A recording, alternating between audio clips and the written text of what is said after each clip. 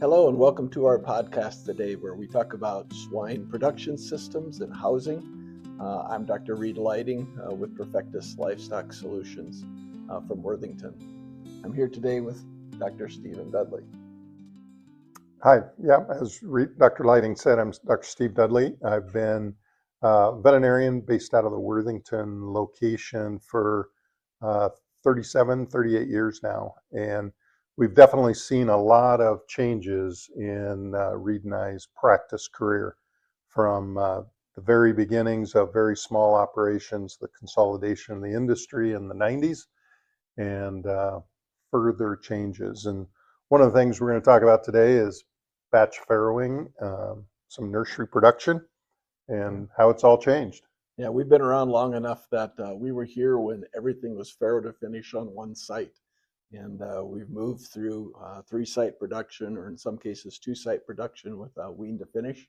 And it's a much different system that we saw back in our starting days. Yeah.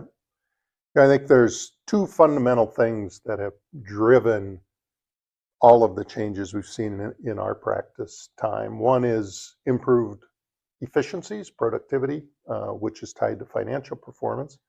And then the other big driver of all these changes we've seen is disease control. And so obviously disease control impacts the others, but those are the big drivers. So as you think, Reed, how has batch farrowing, how has that fit into this scenario? Yeah, as we've moved from single-site production to 2-site production, we've separated the weanling pig from the sow. And in doing that, it's created a advantage in health as we've moved them. And then another step that we've made, especially as we have smaller sow units, is trying to get larger group size. And to attain that larger group size, many farms have moved to batch farrowing. It not only maintains a bigger batch size, but it also improves health as we kind of break that cycle in the age. We're not producing pigs every week where we're throwing wood on the fire. Yeah, I'm smiling because I'm thinking back to when we first started in the late 80s, and all of our producers were doing batch at the time. They had a 3-group or a 4-group or a 5-group system, and they were all batch, and they would then move all those pigs at one time into the nursery, and then all those pigs one time into the grower and the finisher. And so then, there was a consolidation where people went to weekly as farms got bigger. Yep. And that increased disease challenges, and then we recycled back to batch. Yeah, did that for the reasons generally of less non-productive sow days. Every sow fits into breeding in the weekly, and then in many ways we've created some new diseases that have made production more of a challenge. Mm-hmm. And the batch system and group size is important, whether you're raising your own or whether you're trying to sell isoweans or feeder pigs. Batch size is important. Yeah. So I think as in the last 10 years, 5 years, as the batch farrowing has evolved for larger operations, larger operations being, 1,500 sow, 1,000 sows and up. Yep. And the rationale for that probably has been disease control, as you said, and then getting those big groups to fill a site. And these sites can be 2,400 head facilities where they want that many in a group or bigger. So, that's one of the considerations as we talk about batches is where do they go? What size finishers or nurseries do we have? And how do we move those pigs as a single batch through a production system? So certainly one of the driving factors as to whether it works in our system or not. Mm-hmm. One of the things that we think about is what a batch system works for what type of producer the best. Mm-hmm. And what's your take on that? Yeah, so sow size is a determiner. Once we get to a certain size and we're weaning probably multiple times a week and filling finisher systems, they're probably less likely to do batch, but I've seen batch systems in sow farms that are 6,000 sows and less. Um, there's certainly some labor concerns and advantages both. We have a couple of busy weeks and we have a couple of slower weeks in most batch systems. So it kind of depends on you know many things that are maybe even outside of production. So labor, some of the disease issues for sure. Yeah. Yeah, Mike, I agree with that. I think producers that I feel have been the happiest in a batch system have been owners that are operating Fair. in the farrowing, in the system, Mhm. and they like working hard in that for a couple weeks, and then they go farm, they go do other things within their diversified farming operation. Yes. I think that those folks have probably been the happiest with a batch system. And I think, people that have been the least happy, in my opinion, are people that are pretty regimented in, Yeah. so we work with a lot of the Hutterite colonies throughout South Dakota, North Dakota, and Montana. And I think they don't like the batch system as well. I think, they're Same thing every week. it's everything, everything's very incremental, Yeah. very organized, very consistent. And so I think the batch where they flex from week to week is less desirable just from how they live their life. Let's talk a little bit about batch and how that impacts disease. I think we see a benefit both in farrowing and beyond both. So in our farrowing situation, we're generally farrowing over a week or a 10-day period, and then we stop and we no longer have pigs being born for another 2.5, 3 weeks. And that change where we don't have new born piglets added to farrowing rooms every week tightens up that age group, and we're able to do even some of our procedures where we're vaccinating, getting whole groups done at once, and kind of lines up their immune systems prior to weaning. And then once we wean those pigs, we're trying to fill spaces. We're not trying to fill more than 2 weeks worth of age with any given airspace, and preferably building and preferably site, depending on the group size. So each step of the way beyond that, there's an advantage. Yeah.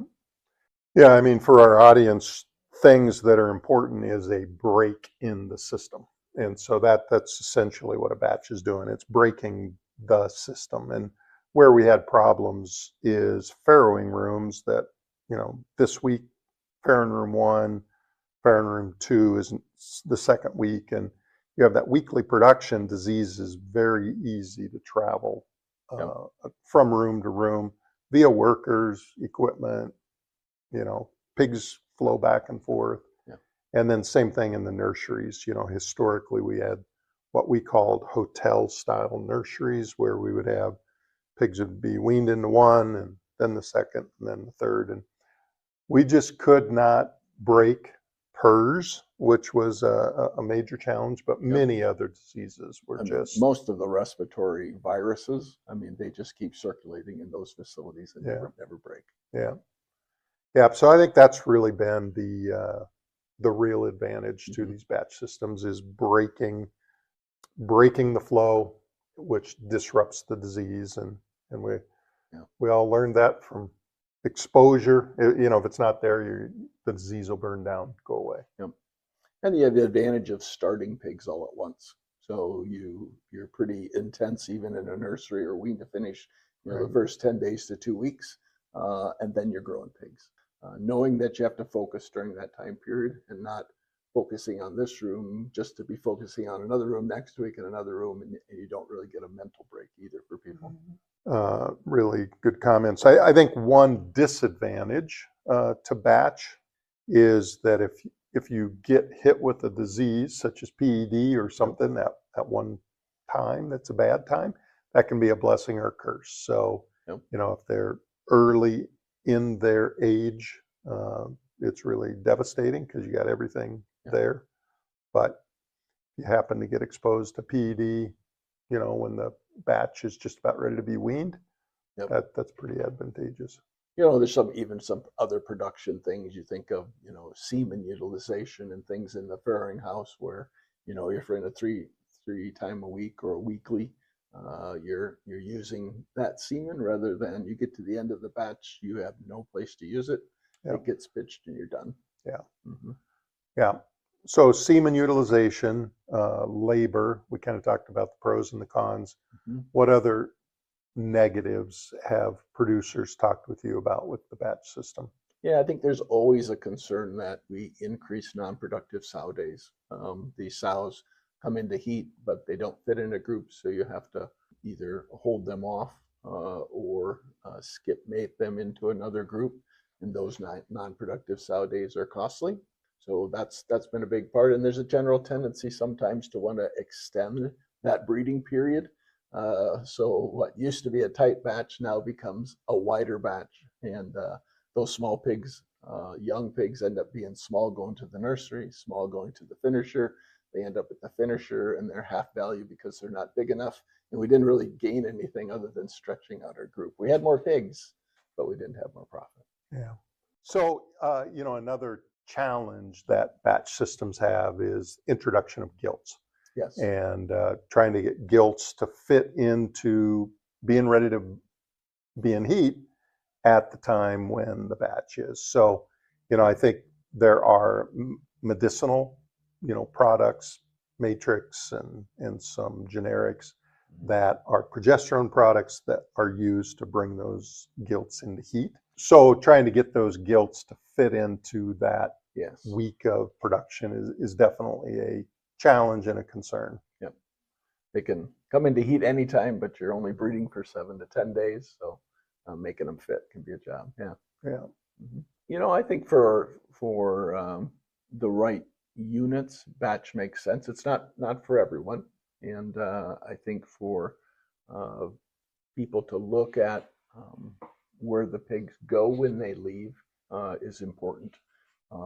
Getting them into a batch out of the gate can be a little bit of a challenge, getting from weekly to the batch. And there's usually some skip mating of a group and some early weaning and some late weaning and that kind of thing. But it's certainly doable.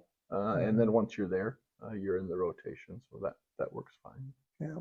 Yeah. I'm glad you mentioned, the transition from a weekly system to a batch is kind of a challenge. And I do have one customer that, recently went to a batch, didn't like it, and now is switching back. So, but, basically because of some of the other concerns we talked about. But. Well, we certainly see a number of production systems once sows leave, or piglets leave the sow units, and some go to nurseries, then on to finishers. Others go to Wean-to-Finish, and there's quite a difference between nurseries and going to a Wean-to-Finish barn. So what do you see as the biggest differences between, starting those two groups of pigs and, what are the challenges? What are the advantages maybe? Yeah. Yeah, that's again a topic that we've seen change throughout the year, and throughout the years, and it seems something becomes in as the cat's meow for 5 to 10 years, and then it seems to switch back. So, both systems have made both of those work, utilizing nurseries or utilizing a wean-to-finish approach. Wean-to-Finish, for our audience, is where you would take them from the sow, put them right into a finishing space where they're going to stay for the next 120 to 150 days before they go to market. Yeah, I think the advantages, my personal opinion, is that pigs start much better in nurseries. We're able to control that environment better. We're able to or lower our mortality just because the starve outs and getting some of those fall behind pigs, we can handle them better in a nursery. I think your people in Wean-to-Finish need to be much better. Yeah. So you want your good people to be starting pigs in Wean-to-Finish because it is a husbandry, less forgiving. Yeah. And starting those pigs just takes a lot more nurture, a lot more care, a lot more attention to detail than the typical finisher. Yeah. And so I think that would be for sure a disadvantage of a wean to finish flow. And I think a lot of systems have kind of got past that, where they have a crew that comes in for the first 2 to 3 weeks to get those pigs started, and then turn it over to the finishing guy. Yeah. Yep. I see zone heat in finishers as being more difficult, especially in the winter months where we're trying to maintain a piglet friendly environment within those large rooms. Oftentimes we're concrete floors, maybe iron rod gating compared to a nursery where we've got solid plastic panels and plastic flooring, or it's a much different environment, smaller rooms, and the wean to finish just less forgiving. Yeah. For that. Yeah. No, as we said, the advantage of wean to finish is you're just putting those pigs in, you're not having to move them, and so there's probably a performance component once they're up and started. Mm-hmm. You don't have the washing, you don't have the trucking. Those would be advantages to the wean to finish. Some of the disadvantages would be utilizing increased square footage that you don't need it, and finisher space is probably more expensive than nursery space. So there's some economic components there that all production systems are evaluating. Yeah. I mean, one of the things I see in wean to finish is pigs can kind of find the spot environment-wise that they like, versus in a nursery. Oftentimes, if it's too warm, they can't get away from the temperature. And if I see one mistake in nurseries, it's that we run them too warm. And the cooler we can run them with some zone heat, those pigs just eat better. We get better feed intakes, better growth. In a wean to finish, they can move away from the heat if it's too warm, or they can huddle under if it's right for them. Yeah. Yeah. And the biggest challenge is with wean to finish is pigs get cold. Yes. And if pigs get cold, diseases will follow. They do not do well. No. So, and yeah, people can appreciate that when you get chilled and cold and no sleep. Yep. We're no different. So yeah. Pigs are a lot more like us than we'd like to admit. So do you see people, where is the industry at today? Are they moving more towards nurseries or more towards wean to finish, do you think? I think it's not uncommon maybe for larger systems to move more toward wean to finish because they have specialized crews that move around. Both systems work. So it's really a little bit of preference and logistics for some systems, I think. Yeah, and I think how people are already set up. If people invested, if they've got nurseries that they've already had and paid for or have already built, you might as well use them. Right. I do think the other mistake I think people have made with nurseries is leaving pigs there too long. Too long. Yeah. So, I think starting the pigs in the nursery and 6 weeks trying to get them moved, I think that would be kind of a blend if I had those facilities. If I had nursery facilities, that's what I would be considering, trying to 5 to 6 weeks, getting those pigs moved on to the finisher and bringing more pigs through. Works good in a weekly system, in a batch system where you've got, probably 7.5 weeks is what they're going to be there. So you still got to work with the facilities that you have. Yeah. Thank you for listening and tuning into our podcast here. Again, this is Reed Leiting with Perfectus Livestock Solutions. If you like what you hear, be sure to share or give us a thumbs up, and we'll see you again.